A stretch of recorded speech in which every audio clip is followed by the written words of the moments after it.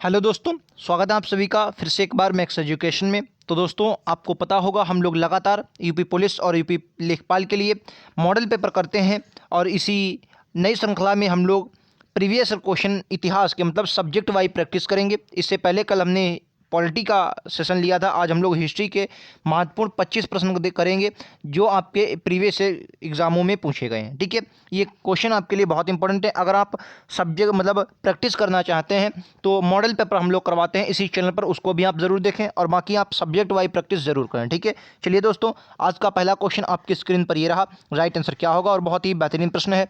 कह रहा है, भारत में व्यवस्थित कृषि का प्राचीनतम साक्ष्य प्रमाण कहाँ से प्राप्त होता है? मेहरगढ़, लोथल, कालीबंगा या कोटदीजी? बहुत अच्छे से आपको पता होगा इस क्वेश्चन का दोस्तों, मेहरगढ़ राइट आंसर होगा। अच्छा, लोथल जो है आपको पता होगा ये भोगवा नदी पर गुजरात में पड़ता है। ये कहाँ? सिंधु घाटी सभ्यता का स्थल है। किन से? सिंधु घाटी सभ्यता का स्थल है, भोगवा नदी पर पड़ता है। कालीबंगा भी आपका सिंधु घाटी सभ्यता का स्थल है। क्लियर है? चलिए अगला प्रश्न कह रहा है, सिंधु घाटी सभ्यता का कौन सा स्थल अब पाकिस्तान में है? ठीक है, पाकिस्तान में कौन सा ये आपको बताना है। कालीबंगा अपने भारत में है। आलमगीरपुर ये बहुत अच्छे से आपको याद रखना है क्योंकि ये यूपी का स्थल है और यूपी में ये सिंधु घाटी सभ्यता का सबसे पूर्वी स्थल आपके एग्जाम में पूछ सकता है कि सिंधु घाटी सभ्यता का सबसे पूर्वी स्थल आलमगीरपुर, ये मेरठ में यूपी में आपको देखने को मिलेगा। किस नदी के किनारे था? तो हिंडन नदी के किनारे था। और हिंडन जो है ये वर्तमान में किसकी सहायक नदी है? तो कहेंगे यमुना की सहायक नदी है। ठीक है, हिंडन नदी के तट पर है। अच्छा, हड़प्पा जो है ये आपको कहाँ पर देखने को मिलेगा? पाकिस्तान में। और हड़प्पा किस नदी के किनारे है? कहेंगे रावी नदी के किनारे। ठीक है, रावी नदी का। और पहला स्थल यही था सिंधु घाटी सभ्यता का जिसकी खोज हुई थी। क्लियर है? चलिए एक और प्रश्न दोस्तों देखते हैं, ये रहा आपकी स्क्रीन पर।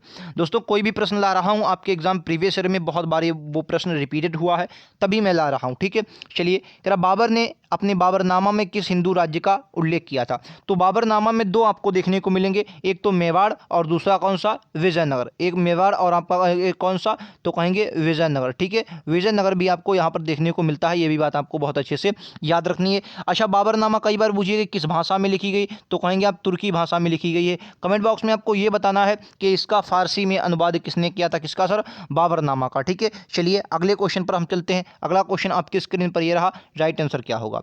कह रहा, गौतम बुद्ध द्वारा अपने धर्म में दीक्षित किया जाने वाला अंतिम व्यक्ति निम्नलिखित में से कौन था? गौतम बुद्ध बहुत अच्छे से आपको पता होगा बौद्ध धर्म के संस्थापक हैं। इनकी जो इन्होंने अपना घर त्यागा उसे महाविनिष्क्रमण कहते हैं। इन्होंने अपना पहला उपदेश दिया सारनाथ में, सबसे ज़्यादा उपदेश श्रावस्ती में दिए। इनकी मृत्यु कुशीनगर में, लुम्बिनी में इनका जन्म हुआ था। सुभद्र जो था, ये आपको याद रखना है, सुभद्र जो था इसको इन्होंने अंतिम व्यक्ति था जिसे दीक्षित किया था। क्लियर है? चलिए अगला प्रश्न आपकी स्क्रीन पर ये रहा। राइट आंसर क्या होगा? और बहुत ही बेहतरीन प्रश्न है आपके एग्जाम के लिए। कह रहा है, बराबर की गुफाओं का उपयोग किसके आश्रय गृह के रूप में किया गया था? ठीक है, बराबर की गुफाओं में आपको पता होगा, बराबर की जो गुफाएं हैं, यहाँ बराबर की पहाड़ियां हैं। मेन क्या है? बराबर की पहाड़ियां। यहाँ आपको चार गुफाएं देखने को मिलती हैं। चार गुफाएं कौन कौन सी? नाम सुनिएगा, लोमऋषि, कर्णचोपर, विश्व झोपड़ी और सुदामा। फिर से सुनिए, लोमऋषि, कर्णचोपर, विश्व झोपड़ी और सुदामा, ये चार गुफाएं हैं और ये आजीविकों के लिए बनवाई किसने थी? तो कहेंगे अशोक ने बनवाई थी। क्लियर है? इतना यहाँ तक क्लियर? चलिए अगला प्रश्न आपकी स्क्रीन पर ये रहा। राइट आंसर क्या होगा? दोस्तों, मैं कोई भी प्रश्न ला रहा हूँ बहुत अच्छे से आपके मतलब उस पर कहने का मतलब है जो प्रीवियस ईयर क्वेश्चनों के आधार पर बहुत ही बेहतरीन प्रश्न होगा। ठीक है, कह रहा, अशोक के अभिलेखों में सामंता जिस नाम से उसका उल्लेख है वो क्या है? प्रियदर्शी। प्रियदर्शी उल्लेख से उसका नाम से उल्लेख ज़्यादातर आपके कहाँ पर? अशोक के जो ज़्यादातर अभिलेख है वहाँ पर प्रियदर्शी नाम अंकन मिलता है अशोक का। क्लियर है? चलिए अगला प्रश्न ये रहा आपकी स्क्रीन पर। कह रहा, शक संवत कब प्रारंभ हुआ था? तो बात करेंगे सर शक संवत की, तो आपको बहुत अच्छे से याद रखना है शक संवत चलाया किसने था? तो कहेंगे कनिष्क ने। कनिष्क किस धर्म का था? तो कहेंगे ये बौद्ध धर्म से संबंधित है और कुषाण वंश का शासक था, बौद्ध धर्म से संबंधित है। ठीक है, चलिए 78 ईस्वी में। ठीक है, 78 ईस्वी में चला था, ये बात आपको याद रखनी है। दूसरा इस क्वेश्चन का बिल्कुल करेक्ट आंसर होगा। चलिए अगला प्रश्न, तेरा नटराज की प्रसिद्ध कांस्य मूर्ति किस कला का उदाहरण है? वैसे अगर आप देखेंगे तो जो नटराज की जो प्रसिद्ध कांस्य की मूर्ति है ये हमें सिंधु घाटी सभ्यता से भी मिली है, लेकिन इस क्वेश्चन का राइट आंसर चोल कला होगा। किसकी? चोल कला का उदाहरण है, आपको याद रखना। राइट आंसर ए होगा। चलिए अगला प्रश्न आपकी स्क्रीन पर। अच्छा, मैं अगर बात करूं गांधार कला, तो गांधार कला आपको हमेशा याद रखना, गांधार कला और मथुरा कला। गांधार कला जो है ये हमारी कैसी है, विदेशी कला है, और इसको ये कुषाण वंश के समय पर आई थी। ये भी बात आपको याद रखना है, ठीक है, गांधार कला के बारे में। अगला प्रश्न ये रहा आपकी स्क्रीन पर। कह रहा बाजार नियंत्रण प्रथा लागू किसने की थी? बाजार नियंत्रण प्रथा किसने लागू की थी? तो कहेंगे बाजार नियंत्रण जो प्रथा थी वो किसने लागू की थी? अलाउद्दीन खिलजी ने। अलाउद्दीन खिलजी ने केंद्र में क्या किया था? केंद्र में स्थायी सेना भी किसने रखी? केंद्र में स्थायी सेना की भी किसने रखी थी? तो कहेंगे अलाउद्दीन खिलजी ने रखी थी केंद्र में स्थायी सेना। बाजार ने प्रथा को भी नियंत्रण किया था। और अलाउद्दीन खिलजी की मैं बात करूं तो दक्षिण भारत पर आक्रमण करने वाला दक्षिण भारत पर आक्रमण किया था इसने। पहला ये शासक, दिल्ली सल्तनत का पहला शासक था जिसने दक्षिण भारत पर आक्रमण किया था। ये भी बात आपको याद है, दक्षिण भारत पर आक्रमण किया था, ठीक है, अलाउद्दीन खिलजी ने। बाजार व्यवस्था को इंद्रित किया। दागवा हुलिया पद्धति चलाई, ये तो बात आपको बहुत अच्छे से पता होगी। दागवा हुलिया प्रथा चलाई क्योंकि घोड़े की नस्ल अच्छी हो सके। ये भी बात बहुत अच्छे से आपको, मतलब युद्ध में घोड़े अच्छी नस्ल के जा सकें, ये भी बात आपको बहुत अच्छे से याद रखनी है, ठीक है। 1296 में गद्दी पर बैठा, ये भी बात आपको याद नहीं, कब सर? 1296 में गद्दी पर बैठा था, ये भी बात आपको बहुत अच्छे से याद रखनी है। क्लियर है यहाँ पर? चलिए अगला प्रश्न देखते हैं। और सबसे ज़्यादा क्या लिया था? कर। कितना? 1/2। सबसे ज़्यादा कर भी लिया था किसने? अलाउद्दीन खिलजी ने। यहाँ तक क्लियर है? चलिए अगला प्रश्न आपकी स्क्रीन पर ये रहा। तेरा भारत में सर्वप्रथम सांकेतिक मुद्रा का प्रचलन किसने किया? तो आपको बहुत अच्छे से दोस्तों याद रखना है, मोहम्मद बिन तुगलक ने सांकेतिक मुद्रा चलाई थी। मोहम्मद बिन तुगलक की सांकेतिक मुद्रा याद रखना है। मोहम्मद बिन तुगलक की ये बात आपको याद रखना है। 1333 में इसी के शासनकाल में कौन आया था? इब्न बतूता आया था। कौन? इब्न बतूता आया था, याद रखेंगे, ठीक है। इसी के काल में आपको याद रखना है दिल्ली से राजधानी कहाँ लगेगी? दौलताबाद। उसका नाम बदलकर क्या कर दिया गया था? देवगिरी कर दिया गया था। कौन सर? देवगिरी कर दिया गया था। ये भी बात आपको याद रखनी है। राजधानी मोहम्मद बिन तुगलक की ही मृत्यु पर क्या किया था? मोहम्मद बिन तुगलक की मृत्यु पर बदायूनी ने लिखा था कि सुल्तान को उसकी प्रजा से और प्रजा को सुल्तान से मुक्ति मिल गई, ठीक है। ये औलिया, निजामुद्दीन औलिया आपने सुना होगा। औलिया का क्या था? समकालीन था। और उनकी दरगाह भी किसने बनवाई थी? मोहम्मद बिन तुगलक ने ही बनवाई थी। ये बात आपको याद रखनी है। जौना खां के नाम से जाना जाता है, ये भी बात आपको याद रखनी, जौना खां के नाम से जाना जाता है। नेक्स्ट प्रश्न, क्या विजयनगर के किस शासक ने चीन के एक सम्राट के पास अपना राजदूत भेजा था? मतलब पूरा का पूरा राजदूत मंडल इसने भेजा था। और इससे पहले ये चोल शासक कुलोत्तुंग प्रथम आपने सुना होगा। चोल शासक एक था। चोल शासक क्या था? चोल शासक। हालांकि ये तो आप मध्यकाल में पढ़ते हैं, लेकिन चोल शासक जब आप प्राचीन काल में पढ़ते हैं तो कुलोत्तुंग, क्या नाम था? कुलोत्तुंग जो था, इसने क्या किया था? पूरा का पूरा मंडल चीन भेजा था। और बुक्का प्रथम ने क्या किया था? बुक्का प्रथम ने भी चीन में अपना सम्राट मंडल भेजा था, ठीक है। मतलब पूरा राजदूत मंडल किसने? बुक्का प्रथम ने भी कहाँ पर? चीन में भेजा था, याद रखेंगे। विजयनगर साम्राज्य के बारे में आपको याद है, कृष्णा नदी के तट पर है। आज के ही मॉडल पेपर में बताया है, कृष्णा नदी के तट पर विजयनगर साम्राज्य। 4 वंश आपको देखने को मिलेंगे। कृष्णदेवराय के बारे में आपको जरूर पढ़ना है, ठीक, विजयनगर से। क्लियर है? चलिए अगला प्रश्न ये रहा। गोलकुंडा का वर्तमान में क्या कहा जाता है? गोलकुंडा बरार, बीदर और अहमदनगर। जब आपको याद रखना है, बहमनी साम्राज्य को जब मोहम्मद शाह ने 4 वर्गों में बांटा था, 4 वर्गों में, जिसे वर्गों या तरफा कहते हैं, तरफों में बांटा, तो उसमें गोलकुंडा बहुत इंपॉर्टेंट है। और ये हैदराबाद, वर्तमान में क्या कहते हैं? हैदराबाद कहते हैं, याद रखेंगे। बेहतरीन आंसर है, ठीक है। चलिए अगला प्रश्न, क्या निम्नलिखित में से किसने दिल्ली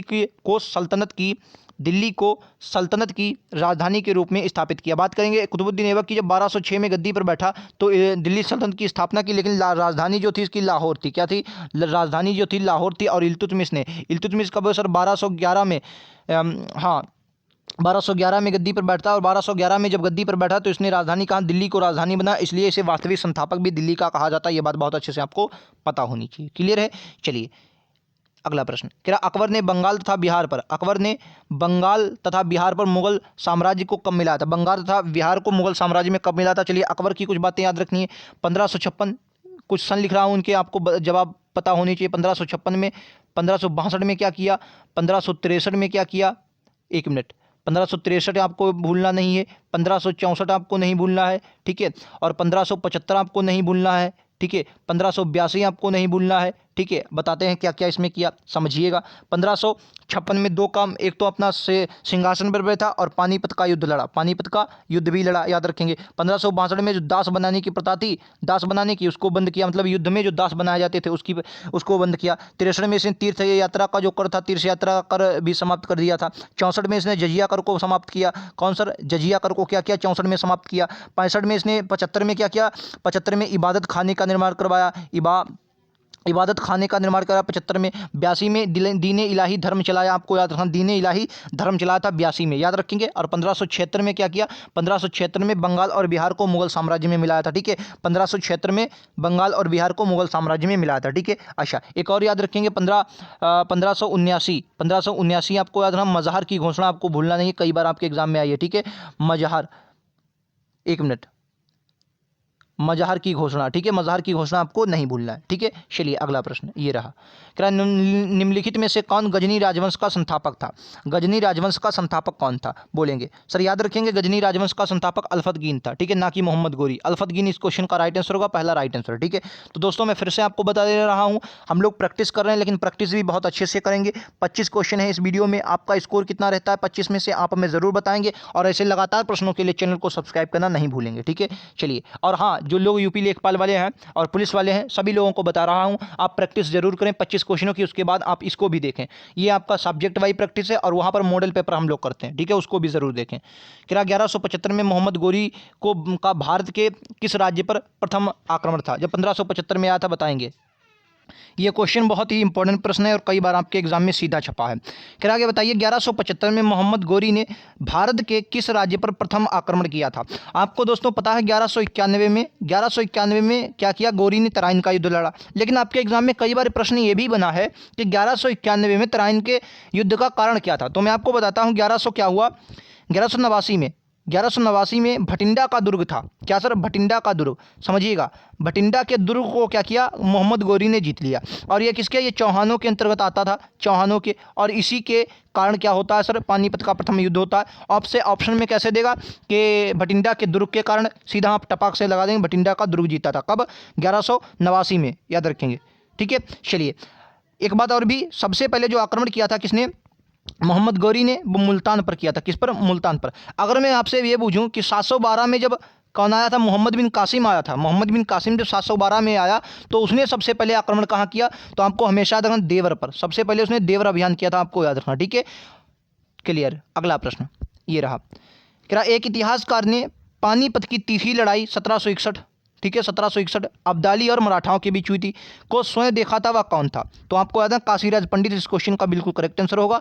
और इसी ये युद्ध जो पानीपत का सर तृतीय युद्ध हुआ, निर्णायक युद्ध साबित हुआ, इसमें यह पता चल गया था कि दिल्ली की सल्तनत पर अब, मतलब दिल्ली की गद्दी पर मराठा नहीं बैठेंगे, क्योंकि हार गए थे, ठीक है। चलिए अगला प्रश्न ये रहा आपकी स्क्रीन पर, क्या शिवाजी द्वारा भूमि की माप हेतु प्रयोग किया गया यंत्र कौन सा था? देखिए, गजी सिकंदरी, जैसे जो भी आपके भूमि से रिलेटेड हों उनको आपको ज़रूर पढ़ना है। जैसे दिल्ली सल्तनत में अलाउद्दीन खिलजी, उसके बाद गजे सिकंदरी का प्रयोग किसने किया, तो सिकंदर लोदी, ठीक है, सिकंदर लोदी आपके हो जाएंगे, याद रखें, सिकंदर लोदी। उसके बाद आपको अकबर याद रखना है, इलाही दीन, मतलब इलाही चलाई थी, इलाही गजे इलाही चलाई थी। उसके बाद आपको कौन, शिवाजी याद रखने, क्या चलाया था सर, जरीब चलाई थी शिवाजी ने, ये आपको याद रखना है, लेखपाल वाले खासकर, ठीक है।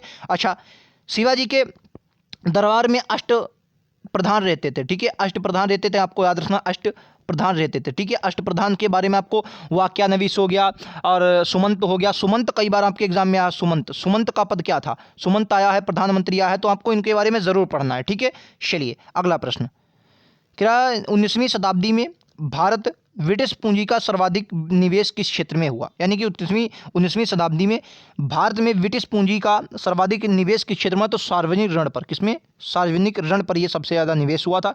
ये इस क्वेश्चन का बिल्कुल और करेक्ट और बहुत ही बेहतरीन आंसर है, ठीक है। चलिए अगला प्रश्न, मतलब अच्छा क्वेश्चन है आपके एग्जाम के लिए। भारत में प्रथम 3 विश्वविद्यालय कौन कौन से, कलकत्ता, मद्रास और मुंबई की स्थापना किस वर्ष हुई? अच्छा, एक क्वेश्चन और पूछ लूँ जीके का। क्वेश्चन ये है कि कोलकाता बैंक, मद्रास बैंक और मुंबई बैंक, इन तीनों का विलय किस बैंक में किया गया था और कब किया गया था? ये बैंकें बहुत मतलब ये बैंकें, इनके नाम पर बैंकें थी, कोलकाता बैंक, मद्रास बैंक और मुंबई। मैं आपको बता दूं 1921 में इन तीनों का विलय किया गया और एक बैंक बनाई गई जिसे इंपीरियल बैंक ऑफ इंडिया कहा गया, और बाद में 1955 में इसका राष्ट्रीयकरण करके SBI बना दिया गया था, ठीक है, SBI बना दिया गया था। कौन सर, SBI बना दिया गया था, आपको याद रखना है, ठीक है। छपने वाला प्रश्न ये भी है, तो आपको याद रखना 1857, एक मिनट में देखता हूँ, 1857 शायद है, तो इस क्वेश्चन का राइट आंसर क्या होगा दोस्तों? 1857 इस क्वेश्चन का बिल्कुल करेक्ट आंसर है। ठीक है, चलिए अगले प्रश्न पर चलते हैं। अगला प्रश्न आपकी स्क्रीन पर दोस्तों ये रहा, कह रहा है 1986 में जब कैबिनेट मिशन का नेतृत्व किसने किया था? 1986 में आपको पता है कैबिनेट मिशन आई और क्या किया सर? संविधान सभा का गठन। आपको पता होगा क्या किया सर? संविधान सभा का गठन किया। क्लियर है, संविधान सभा का गठन किया। कितने अंग्रेज अधिकारी आए थे? एक बार नहीं 10 बार बताया अगर आप हमारे साथ जुड़े हैं। 3 अंग्रेज अधिकारी आए थे। सर पैथिक लॉरेंस जिसका नेतृत्व कर रहे थे। कौन कौन अधिकारी थे? सर पैथिक लॉरेंस हो गए, एवी अलेक्जेंडर और sir Pethick Lawrence, A B Alexander, Stafford Cripps. ठीक है, स्टेफोर्ड क्रिप्स, एवी अलेक्जेंडर और सर पैथिक लॉरेंस, ये 3 अंग्रेज अधिकारी आए थे। संविधान सभा का इन्होंने गठन किया, 1986 में आई थी। ठीक है, चलिए अगला प्रश्न, क्या 1857 में बरेली विद्रोह का नेतृत्व किसने किया? देखिए इसमें गलत लिखा है, मैं आपको बता देता हूँ। 1857 में बरेली विद्रोह जो था इसका नेतृत्व जो कर रहे थे, अभी मैं आपको बता रहा हूँ, खान गफ्फार करके कुछ नाम है, अब्दुल गफ्फार फिलहाल नहीं है, मैं अभी आपको बता रहा हूँ। चलिए मेरे दिमाग से कुछ स्लिप हो रहा है, फिलहाल मैं आपको ये बता रहा हूँ। बेगम हज़रत महल जो थी ये आपकी लखनऊ से थी, अभी याद आएगा तो मैं आपको ज़रूर बताऊँगा। ठीक है, ये लखनऊ थी। ये मौलवी अहमदुल्ला जो है फैज़ाबाद से थे। कहाँ से? फैज़ाबाद से थे। ठीक है, फैज़ाबाद से। ठीक है, आपको याद रखना है। कुंवर सिंह बिहार से थे। चलिए ये आपको बरेली वाला याद देख लेना है दोस्तों। मैं भूल रहा हूँ, फिलहाल याद है मुझे, कुछ भूल रहा हूँ आपको जरूर बता दूंगा कमेंट बॉक्स में, वरना मैं इसका आंसर दे दूंगा। ठीक है, चलिए अगला प्रश्न देख लेते हैं। कह रहा दिल्ली के लाल किले की मोती मस्जिद का निर्माण किसने करवाया? ये कई बार क्वेश्चन आया है। ठीक है, अगर आपके एग्जाम में पूछा जाए कि आगरा की मोती मस्जिद कौन सी? आगरा की मोती मस्जिद, तो आगरा की जो मोती मस्जिद थी तो आपको ये याद रखना, आगरा की मोती मस्जिद शाहजहां ने बनवाई थी। किसने? शाहजहां ने बनवाई थी। ठीक है, याद रखेंगे। और अगर दिल्ली की पूछी जाए तो औरंगजेब। ठीक है, दिल्ली की औरंगजेब। क्लियर है, चलिए अगला प्रश्न ये रहा आपकी स्क्रीन पर। कह रहा भारत संघ के संस्थापक कौन है? भारत संघ के संस्थापक कौन है? दादा भाई नौरोजी के बारे में याद रखना है। 1906 का कांग्रेस का अधिवेशन, इनके बारे में नहीं भूलना है। स्वराज शब्द की मैं कई बार आया हूँ, क्योंकि मैं इसलिए बताता हूँ, जब भी दादा भाई नौरोजी आते हैं मैं इसको जरूर बताऊँ, क्योंकि ये इंपॉर्टेंट ही इतना है, कई बार आया है। स्वराज शब्द की प्रथम बार मांग की गई थी इसमें स्वराज, और ये हुआ कहाँ था? कलकत्ता में। इससे पहले तीसरे वाला अधिवेशन जो तीसरा अधिवेशन हुआ 87 में, उसकी भी अध्यक्षता इन्होंने की थी। ठीक है, ये वो भी बात आपको याद रखना है। ठीक है, और सुरेंद्र नाथ बनर्जी जो है ये आपको याद रखना, सुरेंद्र नाथ बनर्जी भारत संघ के संस्थापक हो जाएंगे। क्लियर, भारत संघ के संस्थापक कौन? सुरेंद्र नाथ बनर्जी। अगला प्रश्न कह रहा वंदे मातरम गीत किसने लिखा? इसका उत्तर आप लोग हमें कमेंट बॉक्स में देंगे। 25 में से आपका स्कोर कितना रहा वो भी बताएंगे, और बरेली वाला जो क्वेश्चन है इसको देख लेंगे, मेरे दिमाग से कुछ स्लिप हो रहा है। ठीक है, चलिए फिर मिलते हैं अगले वीडियोज़ में। वो मॉडल पेपर आप लोग जरूर करें जो मैं यूपी पुलिस और लेखपाल के लिए करवाता हूँ, बहुत ही बेहतरीन प्रश्नों के साथ वो भी होता है। मिलते हैं अगले वीडियो में, आज के लिए इतना ही। Thank you.